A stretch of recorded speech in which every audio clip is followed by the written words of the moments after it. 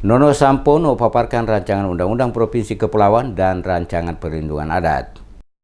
Nono Sampono pastikan rancangan Undang-Undang Provinsi Kepulauan akan segera rampung dan selanjutnya ditetapkan DPR RI dan pemerintah sebagai undang-undang. Penegasan ini disampaikan Nono Sampono saat hadir sebagai salah satu narasumber yang diminta untuk memberikan sosialisasi rancangan Undang-Undang Provinsi Kepulauan dan rancangan Undang-Undang Perlindungan Hak-Hak Adat dalam rapat bersama seluruh kepala OPD, tokoh agama, tokoh masyarakat, forum raja-raja dan juga dihadiri oleh Wakil Bupati Maluku Tenggara. Rancangan Undang-Undang Provinsi Kepulauan, kata Nono Sampono, akan memberikan dampak perubahan dalam pembangunan yang besar bagi daerah yang terdiri dari banyak pulau-pulau, salah satunya adalah Maluku, di mana anggaran yang diberikan oleh pemerintah pusat lewat APBN ke Maluku berdasarkan luas daratan, sementara luas laut tidak masuk dalam hitungan, dan hal ini menyebabkan pembangunan di daerah Maluku mengalami keterlambatan dalam berbagai sektor. Oleh karena itu, dikatakan Nono Sampono, rancangan Undang-Undang Provinsi Kepulauan merupakan salah satu solusi terbaik jika nantinya ditetapkan sebagai undang-undang. Maka secara otomatis anggaran pembangunan lewat APBN akan meningkat hampir 5 kali lipat dari sebelumnya. Dikatakan Nono Sampono, pembahasan rancangan Undang-Undang Provinsi Kepulauan oleh DPD RI telah selesai dan kini diserahkan ke DPR RI dan pemerintah untuk selanjutnya akan ditetapkan sebagai undang-undang. Dirinya berharap dengan nantinya disahkan Undang-Undang Provinsi Kepulauan menjadi undang-undang, maka seluruh pembangunan di daerah Maluku akan lebih maju karena didukung dengan anggaran yang tersedia cukup besar.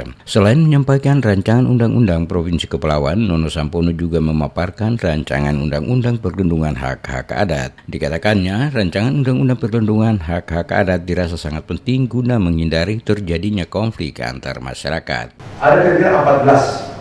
Nah, kalau dia berserakan seperti itu akan sulit.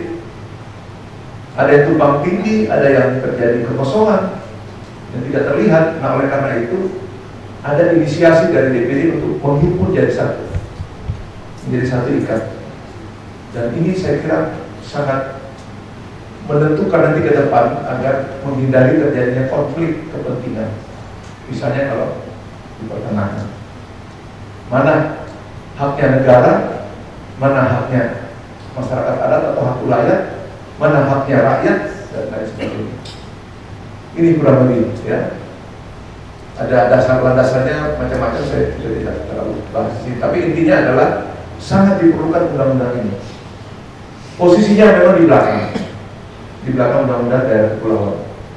Tapi saya akan usahakan mendorong ini akan lebih ke depan, menjadi diprioritaskan agar dia bisa dipercepat agar kita hindari terjadinya konflik ke depan. Kedua rancangan undang-undang yang saat ini tengah dalam proses, kata Nono Sampono, diharapkan akan menjadi solusi dalam menyelesaikan persoalan-persoalan di daerah Maluku, baik itu pembangunan maupun permasalahan wilayah adat yang sering menjadi sengketa antar masyarakat adat, pengelola wilayah hutan adat, dan pemerintah.